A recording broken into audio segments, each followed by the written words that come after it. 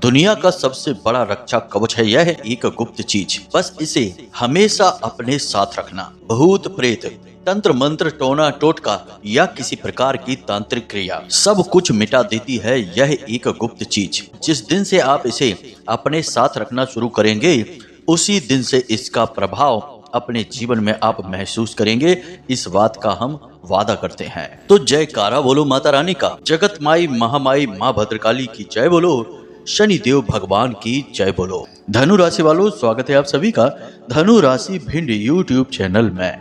बंधुओं, आज का युग केवल भटकाव का युग है, मानसिक पीड़ाओं, परेशानियों, बेरोजगारी, तकलीफों का युग है। आज के समय में कोई किसी की नहीं सुनना चाहता, सबके पास अपनी एक कहानी है और हर एक आगे बढ़ने वाले की टांग खींचने के लिए सैकड़ों लोग उसके पीछे लगे हुए हैं। और ऐसे में आप जैसे सीधे और सच्चे लोग पिस जाते हैं। सब कुछ सही होने के बाद भी आपको अपना हक कभी नहीं मिल पाता है। छोटी छोटी खुशियों और छोटी छोटी जरूरतों को भी आपको मारना पड़ता है। हमेशा अपने मन को मारकर ही आपने अब तक जीवन जिया है, लेकिन अब समय बदलाव का है। आप इसे कह सकते हैं कि माता रानी की, माँ भद्रकाली की विशेष कृपा आपके पास आ चुकी है। तभी आज का यह हम विशेष कार्यक्रम माता रानी के आदेश से उनकी अनुभूतियों के आधार पर लेकर आए हैं, क्योंकि अगर कहीं बीमारी है तो उसका इलाज होना बहुत आवश्यक है। आप जैसे सीधे, सच्चे और साफ हृदय के इंसान यदि पीड़ित और परेशान हैं, तो आपकी परेशानियों का समाधान होना अत्यंत आवश्यक है। यही धर्म है। इसीलिए अर्जुन जैसे साफ और पवित्र इंसान का साथ देने के लिए स्वयं भगवान श्री कृष्ण युद्ध क्षेत्र में चले आए और अर्जुन के सारथी बनकर उनका मार्गदर्शन किया। वह भगवान श्री कृष्ण की लड़ाई नहीं थी। भगवान श्री कृष्ण को तो किसी से लेना देना ही नहीं था, लेकिन फिर भी उन्होंने साफ हृदय के इंसान का साथ दिया। तो इसी प्रकार आज आपका साथ देने के लिए माता रानी की अनुभूतियों के आधार पर यह विशेष कार्यक्रम लेकर हम आए हैं। बंधुओं, एक बात याद रखना कि जिंदगियां बदलती जरूर हैं, कभी भी समय एक जैसा नहीं रहता है और जब जिंदगी बदलती है तो उसे बदलने के लिए कहीं ना कहीं से किसी न किसी प्रकार की प्रेरणा, किसी न किसी प्रकार का इशारा अवश्य ही प्राप्त होता है। अब जो समझदार लोग होते हैं वे उन इशारों और संकेतों को समझ लेते हैं और उन्हें अपने जीवन में इस्तेमाल करके, प्रयोग करके जीवन को बदल डालते हैं। और जो मूर्ख होते हैं वे बस जीवन भर बस धक्के खाते रहते हैं, रोते रहते हैं और बस यही कहते रहते हैं कि दुनिया में अच्छाई, भगवान, भक्ति जैसा कुछ भी नहीं है, यानी अपना टुकड़ा रोते रहते हैं। बंधु, हम आपको यकीन दिलाते हैं कि इस कार्यक्रम को यदि आपने अंत तक देख लिया तो निश्चित तौर पर आपके जीवन में कल से ही बदलाव आने शुरू हो जाएंगे, क्योंकि हम न केवल आपको इस एक गुप्त महाशक्तिशाली रक्षा कवच तंत्र के बारे में बताएंगे, बल्कि साथ ही साथ आपको बहुत सारी ऐसी बातें भी बताएंगे जिन्हें आपको अपने जीवन में प्रतिदिन के कार्यों में शामिल कर लेना चाहिए। यदि आप उन चीजों को अपने साथ शामिल रखेंगे अपने कार्यों में, तो आपके साथ रातों रात परिवर्तन होना शुरू हो जाएगा। जी हाँ बंधुओं, याद रखना कि आप अपने पूरी जीवन शैली में कहीं ना कहीं किसी न किसी प्रकार की कोई ना कोई गलतियां तो अवश्य कर ही रहे हैं। बस फर्क इतना है कि आप उन्हें समझ नहीं पा रहे हैं और इसमें आपकी भूल नहीं है, यह मानव का स्वभाव है। मानव कभी भी अपनी गलती नहीं देख पाता है। जैसे कि आंख में जो काजल लगा रहता है वह उस आंख को कभी नहीं दिखाई देता, लेकिन दुनिया में सभी लोग उस काजल को देख लेते हैं। ठीक इसी प्रकार इस संसार में किसी भी इंसान को अपनी गलती कभी दिखाई नहीं देती, लेकिन बुद्धिमान और अक्लमंद इंसान जैसे ही कोई गलती बताता है उसे पहचान कर तुरंत उसे सुधार जरूर लेते हैं और यह गुण आपके अंदर कूट कूट कर भरा हुआ है। तो बस उम्मीद करते हैं हम कि आप हमारी भावनाओं को समझ रहे हैं और हम आपके जीवन में सचमुच में परिवर्तन लाना चाहते हैं और यह हम माता रानी की सेवा समझकर कर रहे हैं, यह भी आप समझ रहे हैं। तो बस इस कार्यक्रम को अंत तक आप जरूर देखेंगे, ऐसा हम अपने मन में विश्वास करके चलते हैं। तो चलिए बंधुओं, आज के इस विशिष्ट और बेहद ही चमत्कारी ज्ञानवर्धक कार्यक्रम की शुरुआत करें, लेकिन इससे पहले माता रानी को याद तो करना ही होगा, क्योंकि बिना महामाई जगत माई के याद किए हुए कोई भी शुभ कार्य पूर्ण हो ही नहीं सकता है। तो चलिए बंधुओं, पूरे भक्ति भाव के साथ कमेंट बॉक्स में लिख डालिए, एक बार नहीं 3 बार लिखना, जय माँ भद्रकाली कृपा करो। माता रानी निश्चित तौर पर आपकी कृपा करेंगी, आपके ऊपर अपना आशीर्वाद बनाएंगी। बंधुओं, याद रखना कि हम जो भी कुछ कार्य कर रहे हैं वह सब कुछ माता रानी की सेवा में समर्पित है, उन्हीं की भक्ति में कर रहे हैं। तो आपको इसका सहयोगी बनना होगा। तो यदि आप इस चैनल कार्यक्रम पर पहली बार आए हैं तो आप इसे सब्सक्राइब अवश्य कर लें। बगल में जो सब्सक्राइब का बटन है उसे दबा दें। ऐसा करते ही आप हमारे और माता रानी के इस दिव्य परिवार के सदस्य बन जाएंगे। और यकीन मानिए, हम वादा करते हैं आपसे कि आज आप इस चैनल को सब्सक्राइब करिए और कल से ही अपने जीवन में परिवर्तनों को महसूस करिए। तो चलिए जल्दी से चैनल को सब्सक्राइब करिए, फिर आगे बढ़ते हैं। तो बंधुओं, जो हम आपको बताने जा रहे हैं वह पूर्ण रूप से वैदिक और शास्त्रीय पद्धतियों पर आधारित है और हमारे साधना के अपने निजी अनुभवों पर भी आधारित है। तो सबसे पहले बात करते हैं इस प्रकृति के सबसे मूल तत्व की, यानी कि हम जो भी कुछ यहाँ देख रहे हैं वह शिव है, और जो हमें दिखाई नहीं दे रहा है फिर भी चल रहा है वही शक्ति है। नदियां जो चल रही हैं लगातार गतिमान हैं, पर्वत हैं जो लगातार बनते और बिगड़ते रहते हैं, हवाएं जो चल रही हैं, हम और आप जो चल रहे हैं, इस संसार को भोग रहे हैं, वह सब कुछ शिव है। और जिस शक्ति से हम इसे चला रहे हैं, यानी जो हमारे अंदर प्रवाहित हो रही है, वह शक्ति है, यानी कि भोलेनाथ की शक्ति। इसीलिए वेदों में कहा गया है तत्त्वम असि, यानी कि जिन चीजों से शिव और शक्ति बने हैं उन्हीं से हम भी बने हैं। तत्त्वम असि, जो तुम हो वही हम हैं। अब ये सारी बातें हम आपको क्यों बता रहे हैं? इन सारी बातों को बताने के पीछे हमारा मकसद यही है कि हम जो रक्षा कवच आपको बताने जा रहे हैं वह इन्हीं शिव और शक्ति की मूल प्रकृति से निकाले जाएंगे और प्रकृति के ही 5 तत्व इसमें समाहित होंगे। यानी यह एक ऐसा रक्षा कवच होने जा रहा है जो दुनिया का सबसे शक्तिशाली रक्षा कवच होगा। यानी दुनिया की कोई भी नकारात्मक शक्ति इस सुरक्षा कवच को तोड़ नहीं सकती है। अब ऊर्जाओं के बारे में बात करते हैं। हमने कई बार आपको अपने पिछले कार्यक्रमों में भी कहा है कि सकारात्मक ऊर्जाएं, नकारात्मक ऊर्जाएं। अब यहाँ पर देखा जाए तो शक्ति है, यानी ऊर्जा मतलब शक्ति। अब शक्ति तो एक ही है, ना वह सकारात्मक है और ना ही वह नकारात्मक है। बस समय और परिवेश के अनुसार कुछ नकारात्मक हो जाती है और कुछ सकारात्मक हो जाती है। कैसे, जरा इसे भी समझिए। जैसे कि माता काली, चंडी, रणचंडी, रुद्र काली अगर क्रोध में है तो वे नकारात्मक शक्ति के रूप में पूजी जाती हैं। तभी जो तांत्रिक होते हैं, जो नकारात्मक रूप से माता को प्रसन्न करते हैं, वे काली को बलि आदि का प्रावधान मानकर चलते हैं। लेकिन वही काली जब शांत हो जाती हैं तो भद्र काली बन जाती हैं। ममत्व उनकी दृष्टि से, उनके दर्शन मात्र से ही झलकता है और अपने भक्तों पर प्रेम ही प्रेम बरसाती हैं। यानी कि काली तो वही है, जब गुस्सा आया तो रणचंडी बन गई और जब शांत हुई तो भद्रकाली बन गई। यानी एक ही शक्ति के 2 रूप हमें यहाँ देखने को मिल रहे हैं। इसी प्रकार जो ऊर्जाएं हमारे आसपास होती हैं, उन ऊर्जाओं के अलग अलग स्वभाव की वजह से वे ऊर्जाएं नकारात्मक और सकारात्मक बन जाती हैं। लेकिन ये ऊर्जाएं भी माता शक्ति का ही स्वरूप होती हैं। इसीलिए भगवान भोलेनाथ की जो मंडली है, या यूं कहें कि जो गढ़ हैं, भक्त हैं, उनमें सभी शामिल हैं। भूत, प्रेत, पिशाच, मानव, दानव, देवता, सभी भोले बाबा किसी में भेद नहीं करते हैं, क्योंकि भेद करते ही शक्ति के ऊपर ही प्रश्न चिन्ह लग जाएगा। शक्ति में आप भेद नहीं कर सकते। मानकर चलिए कि बिजली का तार है और उसमें करंट बह रहा है। यदि उस करंट से आपके यहाँ पंखा कूलर चलता है, आपको अच्छा लगता है, तो वह बिजली अच्छी हो गई।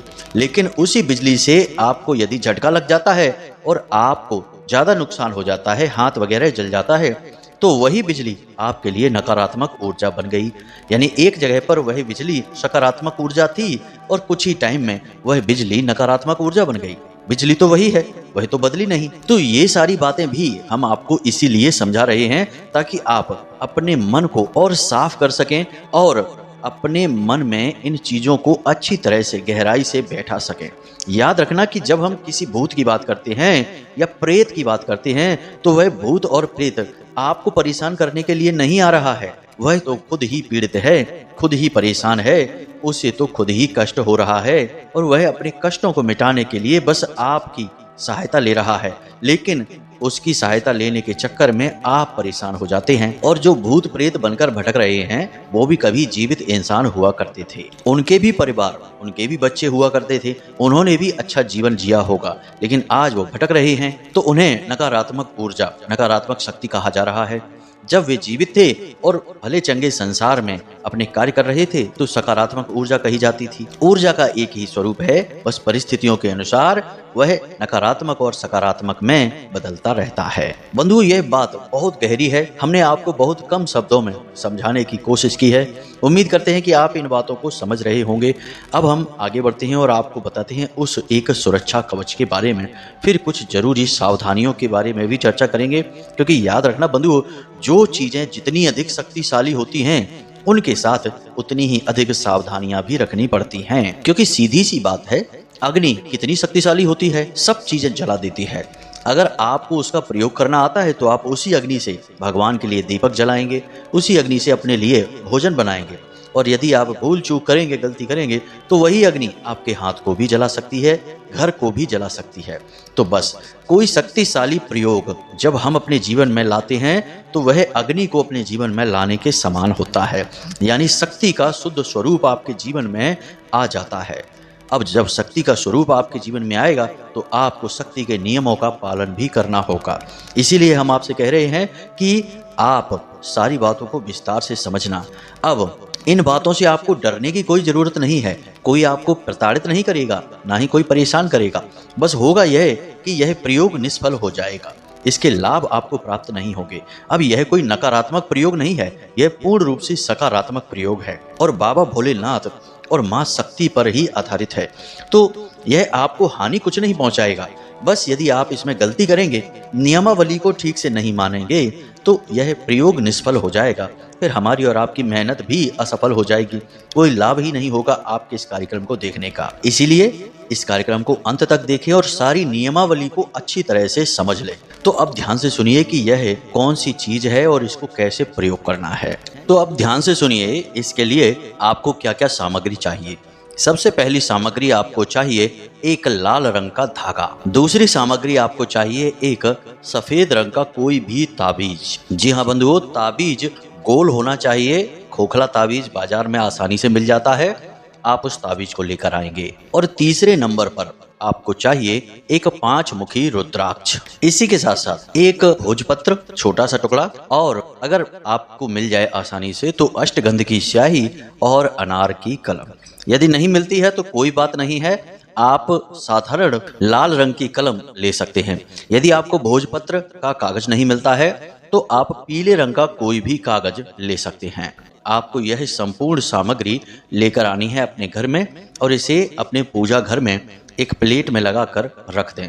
थोड़ा सा गंगा जल छिड़क कर इसे शुद्ध कर लें। अब इसके बाद आपको पीले रंग का प्रसाद, पीले रंग के पुष्प और पीले रंग का ही आसन चाहिए। माता बगलामुखी की यदि फोटो आपके घर में पहले से ही है तो आप उसे प्रयोग कर सकते हैं, यदि नहीं है तो आप इसे बाजार से खरीद कर ला सकते हैं। यह आपके घर में होना बेहद आवश्यक है। याद रखना कि वेदों में माँ बगलामुखी की महिमा अनंत है, अपार है। अब माता बगलामुखी की महिमा का आप यहीं से अंदाजा लगा सकते हैं कि जब महाभारत का युद्ध प्रारंभ होने वाला था तो भगवान श्री कृष्ण ने माता बगलामुखी का आवाहन किया था और अर्जुन समेत 5 पांडवों ने माता बगलामुखी की विशेष आराधना की थी ताकि उन्हें युद्ध में विजय प्राप्त हो जाए। बाद में पांडवों की कुल देवी माता बगलामुखी बनी। अब माता बगलामुखी, जिन्हें हम पीताम्बरा माता भी कहते हैं, ये माता शक्ति का ही स्वरूप हैं। 10 महाविद्याओं में 8वीं महाविद्या हैं और इनका विशेष कार्य ही यही है कि ये किसी भी प्रकार की नकारात्मक ऊर्जा को मात्र एक बार के उच्चारण मात्र से ही समाप्त कर देती हैं। जी हाँ बंधुओं, इन्हें स्तंभन की, मारण विद्वेषण की और वशीकरण आदि की देवी माना जाता है, लेकिन ये सात्विक देवी हैं, तांत्रिक देवी नहीं है और इनका स्वभाव राजसिक है। मतलब कि जो भी भक्त इनकी पूजा करेगा उसे राजसिक सुख तो जीवन में मिलेगा ही मिलेगा, हर हालत में मिलेगा। यानी इनकी सिद्धि राजसिक सिद्धि मानी जाती है। तो अब आप यहाँ से समझ गए हैं कि माता बगलामुखी की आपको आवश्यकता क्यों है।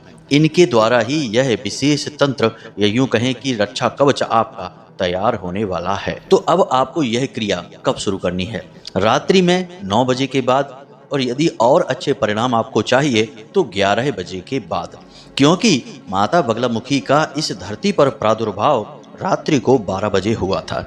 ऐसा माना जाता है कि कुरुक्षेत्र में रात्रि को 12 बजे भगवान श्री कृष्ण ने माता का आवाहन किया तो माता उनके सामने प्रकट हुई थी, और फिर पांडवों ने अर्जुन समेत सभी ने मिलकर उनकी विशेष पूजा आराधना की थी।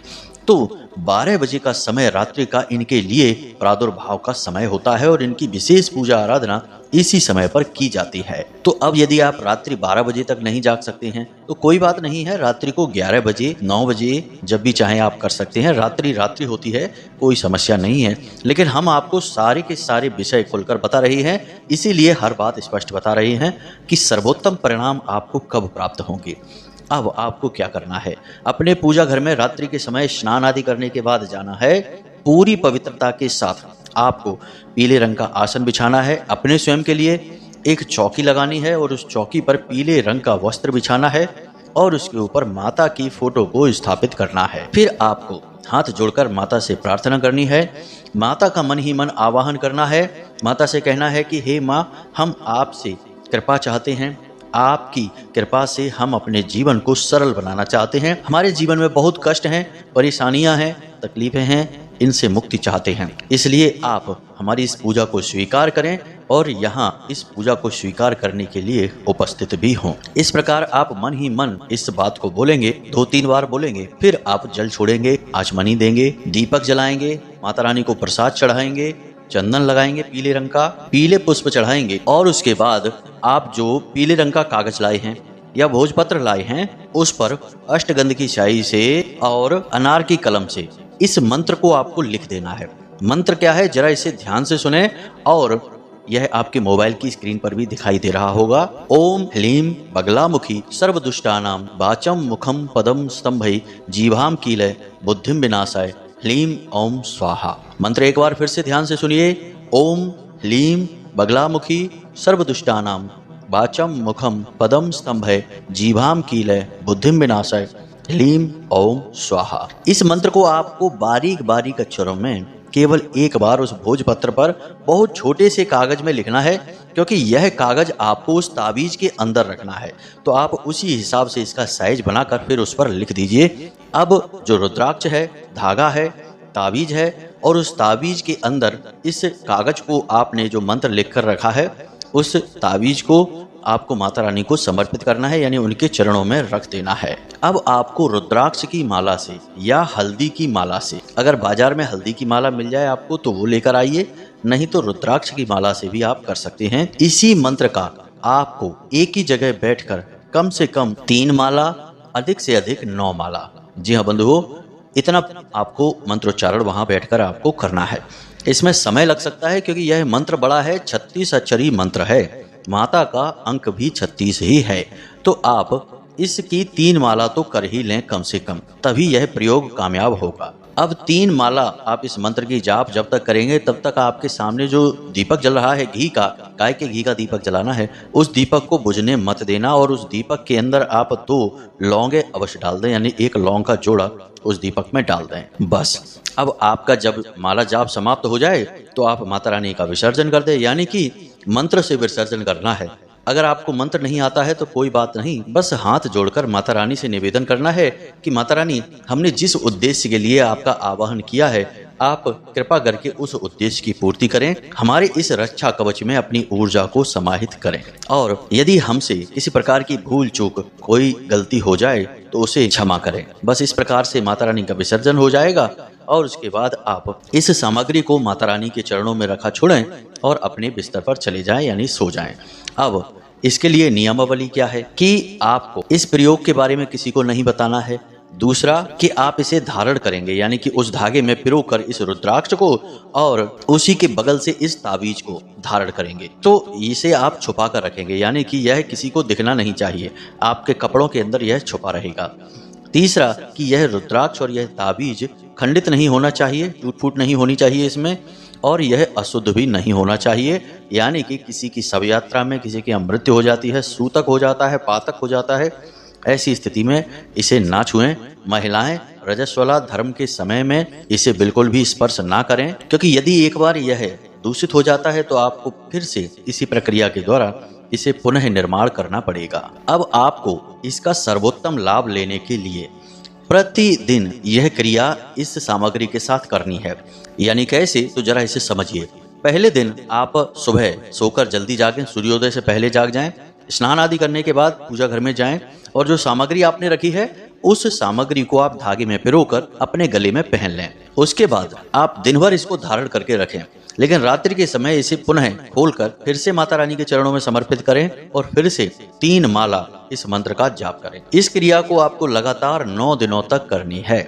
जी हाँ बंधुओं, यदि आप 9 दिनों तक लगातार इस क्रिया को कर सकते हैं तब तो यह आपके लिए ब्रह्मास्त्र के समान रक्षा कवच मजबूत हो जाएगा, कोई आपका बाल बांका नहीं कर पाएगा। बाकी इसका परिणाम आपको पहले दिन से ही दिखाई देना शुरू हो जाएगा।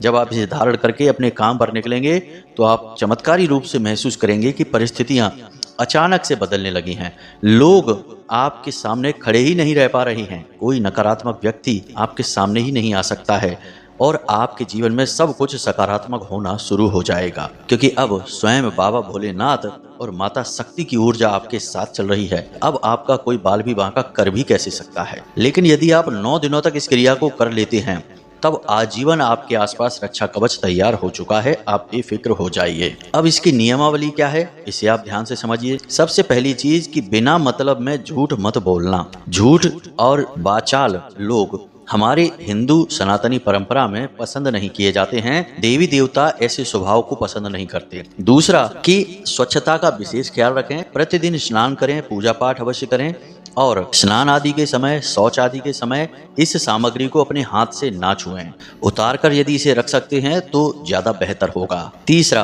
कि जुआ, शराब, वेश्यावृत्ति, पर स्त्री गमन और नकारात्मक लोगों की संगत, इसे आपको तत्क्षण त्याग करना होगा, तभी यह रक्षा कवच आपके ऊपर कार्य करेगा। और बस इसकी शुद्धता का ख्याल बनाकर रखें, गलत कार्यों को ना करें, जो आपके मन में अच्छी बातें आ रही हैं उनके ख्याल में रहें, ईश्वर का नाम स्मरण करते रहें, जो भी आपके आराध्य हैं उनका नाम, उनका मंत्र और उनके भजन स्मरण करते रहें। बस इसी से आपकी चित्त शुद्धि रहेगी और जब आपका चित्त ही शुद्ध है, स्थिर है, तो फिर जीवन में सब सकारात्मक होगा, स्वयं भगवान आपके जीवन में वास करने लगेंगे। तो बस यही थी सारी जानकारी जो आपके रक्षा कवच और आपके जीवन के बदलाव के लिए है। उम्मीद करते हैं कि सारी जानकारी आपको अच्छी तरह से समझ में आ गई होगी। यदि नहीं समझ में आई है तो कोई बात नहीं है, आप प्रश्न करके पूछ सकते हैं या फिर डिस्क्रिप्शन में दिए गए व्हाट्सएप नंबर पर मैसेज करके भी पूछ सकते हैं। जो अति आवश्यक और जरूरी प्रश्न है उनके जवाब हम अवश्य देंगे। बाकी हम माता रानी की साधनाओं सेवाओं में अधिक व्यस्त रहते हैं तो समय कम मिल पाता है, तो सभी के प्रश्नों के जवाब दे पाना भी संभव नहीं होता है। माता रानी चाहेंगी तो आगे व्यवस्थाएं सारी बनेंगी तो आपको प्रश्नों के जवाब भी मिलेंगे, आपसे फोन पर बात भी होगी। तो उम्मीद करते हैं कि आप सारी बातें हमारी समझ रहे हैं। इसी के साथ साथ आज के इस वीडियो से विराम लेते हैं। हमेशा हंसते रहिए, मुस्कुराते रहिए, सकारात्मक रहिए और दिन में एक बार मंदिर हो आया करिए। क्या जाता है, दुनियादारी के सारे कामों में व्यस्त रहते हैं, इसी प्रकार 1 घंटे, आधे घंटे के लिए भगवान के घर भी चले जाया करिए, क्योंकि अगर अभी आपके पास भगवान के घर जाने का समय नहीं है तो एक दिन ऐसा आएगा जब भगवान के दूत जबरदस्ती आपको खींचकर भगवान के घर ले जाएंगे, फिर आपके सारे काम यहीं के यहीं धरे रह जाएंगे, कोई भी नहीं पूछेगा। जी हाँ बंधुओं, तो वह समय आने से पहले भगवान के यहाँ अर्जी लगा लगा कर भगवान के मन को मोह लीजिए, भगवान के प्रेमी बन जाइए। बात यदि अच्छी लगी हो तो प्रेम से बोलिए जय माई की, जय माँ भद्रकाली, जय भोलेनाथ। मिलते हैं अगले ज्ञानवर्धक वीडियो में, तब तक के लिए धन्यवाद। माता रानी आपका कल्याण करें।